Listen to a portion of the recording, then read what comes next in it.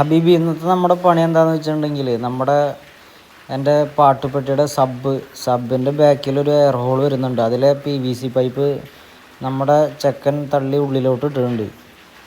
അപ്പോൾ അത് നമുക്ക് പുറത്തെടുക്കണം. അപ്പോൾ അത് എടുക്കുന്നതിന് വേണ്ടിയിട്ടുള്ള പരിപാടിയാണ് കേട്ടോ അപ്പോൾ നമ്മളതിൽ നിന്ന് എടുത്ത് സെറ്റ് ചെയ്യാൻ വേണ്ടിയിട്ട് അഴിച്ചുകൊണ്ടിരിക്കുകയാണ് കേട്ടോ. ഞാൻ വന്നപ്പോൾ കാണുന്ന കാഴ്ച ഇതാണ്. ഇവൻ അത് തള്ളി അതിൻ്റെ ഉള്ളിലോട്ട് ഇട്ടിരിക്കുകയാണ്. ഈ സ്ക്രൂ കൂടെ അഴിച്ചാൽ നമുക്ക് സാധനം പോന്നു.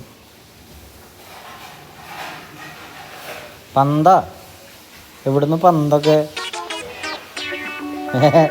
ഇതിങ്ങോട്ട് നോക്കിയാൽ വെറുതെ അല്ല. ഇത് നിൻ്റെ സ്റ്റോർ റൂമല്ലേ?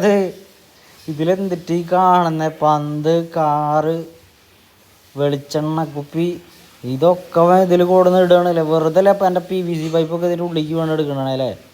നിനക്ക് ഇതാണ് പരിപാടി. നന്നായിണ്ട്, തുറന്നത് നന്നായി. ഞാൻ എപ്പോഴെങ്കിലും വന്ന് തുറന്നത് നന്നായി. അല്ലെങ്കിൽ അവൻ്റെ സ്റ്റോർ റൂം നിറച്ചേനവൻ. എന്താണ് അച്ഛ ഈ കാണുന്നത്? ഈ PVC പൈപ്പാണ് കേട്ടോ നമുക്ക് സെറ്റ് ചെയ്യാനുള്ളത്. ആ എയർ ഹോളിൽ വന്നിരുന്നതാണ്. ഇനി അത് നമുക്ക് എടുത്തിട്ട് വീണ്ടും സെറ്റ് ചെയ്ത് വയ്ക്കണം. ഹബീബി, ഞാനിത് തുറക്കാൻ തുടങ്ങിയപ്പോൾ മുതൽ ഇവൻ ഇത് പറയുന്നുണ്ട്, പന്ത് പന്ത് പന്ത്. നമുക്കിത് സംഭവം മനസ്സിലായില്ലല്ലോ. ഇപ്പോഴല്ലേ കാര്യം പിടികിട്ടിയത്. പാരച്ചൂട്ടിൻ്റെ വെളിച്ചെണ്ണ, പഴയ ഫോണിൻ്റെ, അവൻ്റെ കളി ഫോണിൻ്റെ ബാലൻസാണ് കിടക്കുന്നത്.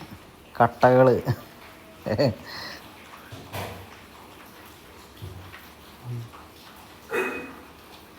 ഉള്ള സാധനം അവന് പറ്റാവുന്ന പരമാവധി അവൻ അതിൽ കൊടുന്ന് തള്ളിയിട്ടുണ്ട്. അവൻ ആരും കണ്ടില്ല കേട്ടോ. ഇതൊക്കെ ഇതിൽ കൊടുന്നിട്ടിരിക്കുന്നത് ആരും കണ്ടില്ല. ഇതിപ്പോൾ ഞാൻ വന്നപ്പോൾ ഇത് പൈപ്പ് പോയിരിക്കുന്ന കാരണം കൊണ്ട്, ഈ PVC പൈപ്പ് പോയിരിക്കുന്ന കാരണം കൊണ്ട് ഇപ്പോൾ നമ്മളിതെടുത്ത് അഴിച്ച് റീസെറ്റ് ചെയ്യാമെന്ന് എഴുതിയിട്ട് അഴിച്ചതാണ്.